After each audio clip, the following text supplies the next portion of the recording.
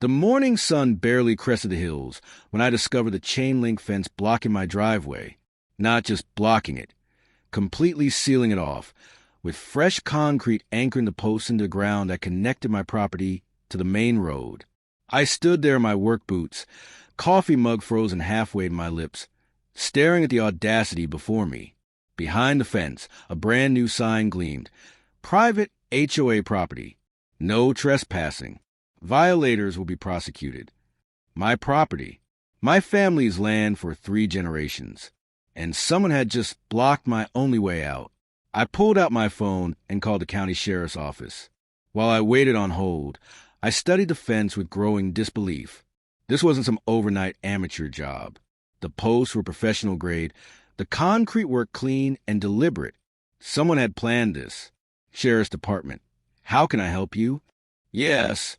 Someone has illegally blocked my driveway with a fence. I need a deputy out here. The dispatcher took my information with practiced efficiency, and I was told someone would arrive within the hour. I walked the fence line, my anger building with each step. The barrier stretched a good 30 feet, completely cutting off the access road that ran through a corner of my property. The same access road that was literally the only route connecting my house to the county highway. My phone buzzed. Unknown number. Mr. Harrison? This is Pamela Westbrook, president of the Meadowbrook HOA. I'd never heard of Meadowbrook HOA. I think you have a wrong number. Oh, I don't think so. Her voice dripped with saccharine pleasantness. I'm calling about the fence we installed this morning. We need to discuss your dues. The coffee mug in my hand trembled. You put up that fence? The HOA voted unanimously to secure our private roads. Your property has been using our infrastructure without contributing to maintenance costs. We're prepared to offer you a reasonable membership. Your infrastructure? I couldn't believe what I was hearing. Lady, that's my land. My grandfather built that road in 1967. According to our records, the access road runs through what is now Meadowbrook HOA territory.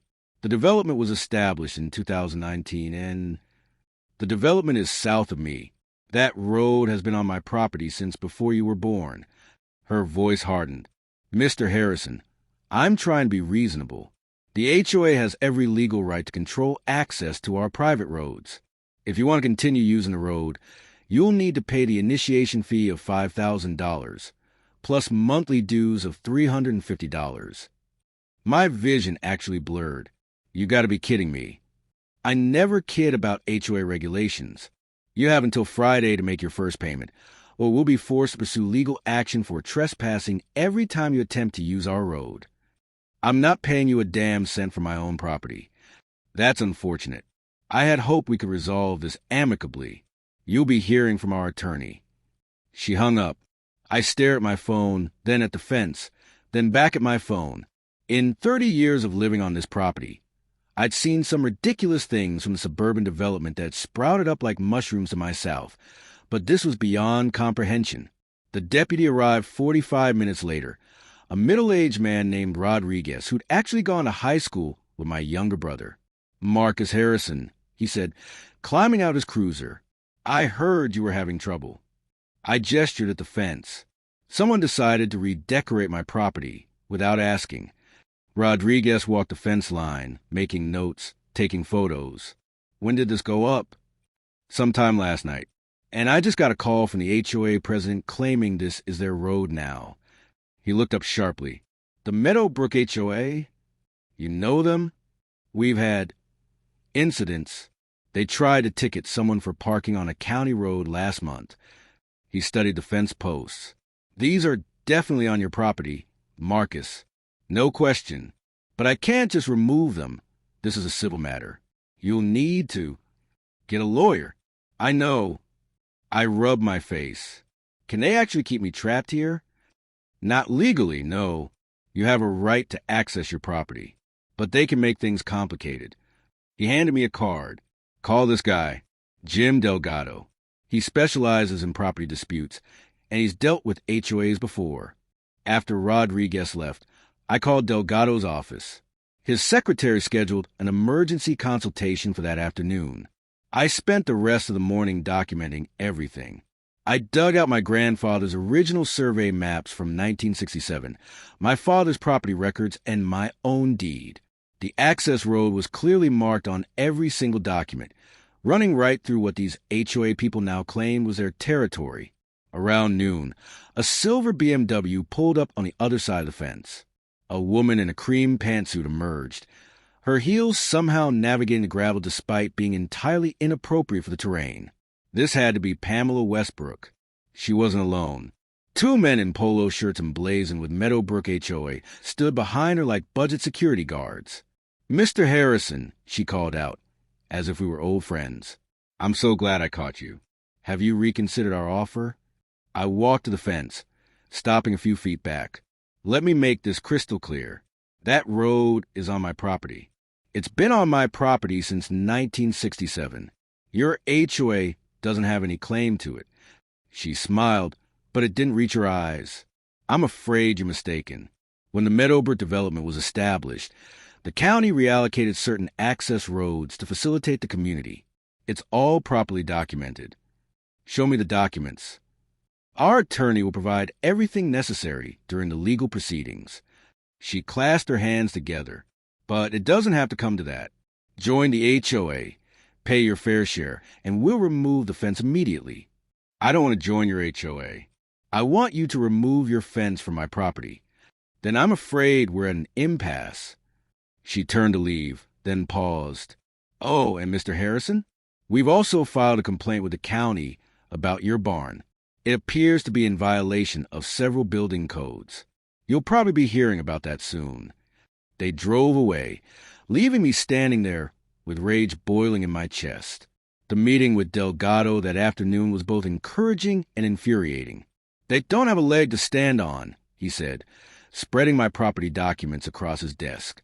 "This road is clearly within your property boundaries. The county never reallocated anything. I already checked. She's lying. So what do I do?" We file for an emergency injunction to remove the fence, and we sue for damages, harassment, and tortious interference.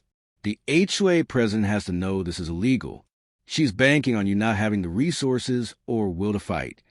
She picked the wrong person. Delgado grinned. "I was hoping you'd say that. I'll have the paperwork filed by tomorrow morning." That night, I couldn't sleep. I kept thinking about my grandfather, who'd built this property from nothing. He'd worked 2 jobs to buy this land, had graded that road himself with a borrowed bulldozer, and now some HOA busybody thought she could just take it. The next morning, I found a citation on my fence from the county building inspector. Apparently, my barn, the one that had stood for 40 years, was now in violation of codes. The complaint had been filed by a concerned citizen. I called Delgado. "They're retaliating," he said. "Document everything. This actually helps our case." The emergency hearing was scheduled for the following Monday. I spent the weekend preparing, gathering every piece of documentation I could find. When Monday arrived, I walked into that courtroom with 3 generations of property records, survey maps, and photographs. Pamela Westbrook sat across the aisle with her lawyer, looking confident. That confidence evaporated when Judge Martinez started reviewing the evidence. "Ms. Westbrook," the judge said, her voice cold, "can you explain why your HOA erected a fence on property you don't own?" "Your Honor, we have documentation that..." "I've reviewed your documentation. You have an easement for utility access, which is not the same as owning the road. Mr. Harrison's family has maintained that access road since 1967. Your HOA was established in 2019. The math isn't complicated." Westbrook's lawyer whispered urgently in her ear. "Furthermore," Judge Martinez continued, "filing a false building code complaint in retaliation is a serious matter. I'm granting Mr. Harrison's injunction. The fence will be removed within 48 hours at the HOA's expense. I'm also awarding Mr. Harrison damages for the cost of this legal action and his time. We'll schedule a hearing for the harassment claim separately." Westbrook's face went white. "Your Honor, surely." 48 hours, Ms. Westbrook. If that fence isn't down, the HOA will be fined $1,000 per day until it is. I walked out of that courtroom, feeling like I could breathe again. The fence came down the next day. I stood on my porch and watched them dismantle it, piece by piece. Westbrook didn't show up personally. She sent a crew. A week later, I received a formal apology from the Meadowbrook HOA board. Apparently, Westbrook had been acting without full board approval, and once the rest of the board understood they were facing a major lawsuit, they'd voted her out as president. The new president called me personally. Mr. Harrison, on behalf of the Meadowbrook community, I want to apologize. This should never have happened. I appreciate that. If there's ever anything we can do, just stay on your side of the property line. I said, we'll get along fine. I hung up and walked outside, my boots crunching on the gravel of the road my grandfather had built. The morning sun lit up the hills, and for the first time in weeks, I felt at peace. Some battles you don't choose, but some battles you have to fight, not just for yourself, but for everyone who came before you and everyone who will come after. My land, my road, my family's legacy. And no HOA was ever going to take that away.